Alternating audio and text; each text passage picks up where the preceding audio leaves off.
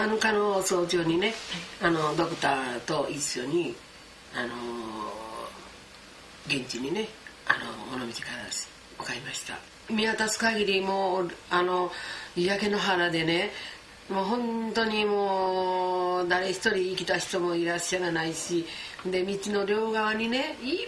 ぱいまだね、今後も何にもかけんとそのまま転がってね、裸の人がねとか、もう本当にちょっともうなんかボロボロになったようなね服とか、男の人か女の人かわからんってね、地上に転がってる人は男女の区別がつかないっていうね、ずーっともうねいっぱいね転がってるんですよ。私らはもう防空壕の寝たきりとかここまで来れないね、そういう重症のね人の処置に回るようにということで、包帯と亜鉛かなんかねを持って防空壕へ入っていったわけです。いっぱいのね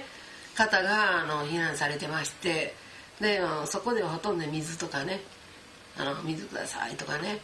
家族にねここにおいてくださいとかね言われて、もう本当にもうほらもう何百人ってねいう方にね頼まれて、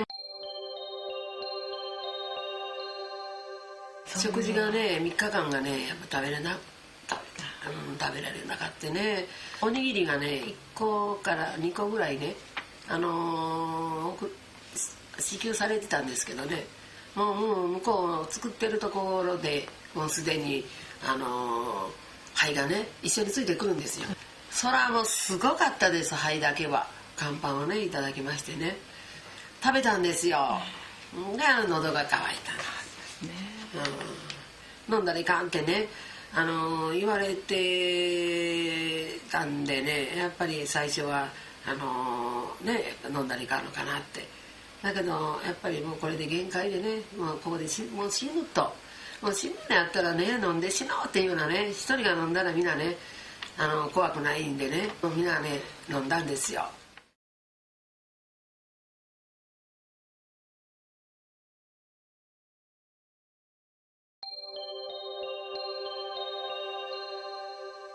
子供が生まれへん、産んでも奇形児とかね、いろんなもう訳のわからんね病気になってね死ぬとかなんか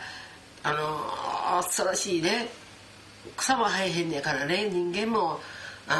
子供も生まれへんとかね。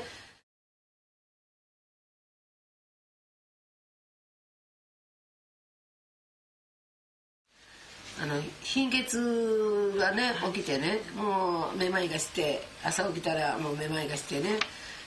立ち上がれないとかね、ちょっと買い物にしても倒れる、貧血を起こすね、で人には言えない、無理したらね倒れるね、治療しても治らない、その薬がないっていうようなね、原爆にねこの薬があってねあればね訴えてそのお薬いただいて治るっていうね、見込みのないのにね恥さらすこともないっていうねのがあったんでね、青春時代はね黒のどん底地獄のねそこを這い回るっていうか、どうして死のう、どないして死のうってね死ぬことを考え出したのが29年ぐらいからでしたかね。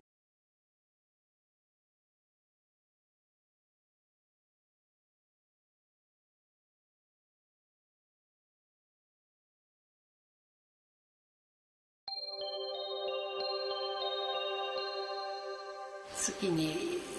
そうですね10日ぐらいはねやっぱ被爆者の方のねやっぱ90人近くおられますしね、この西側が寝たきりの方がね半分もう今のちょっと約半分近くねなっておられましてね、そういう、待ってる人とかねちょっと頼みたいというようなねことは私できることはねさせてもらって、結構忙しいね毎日送ってるんですよ。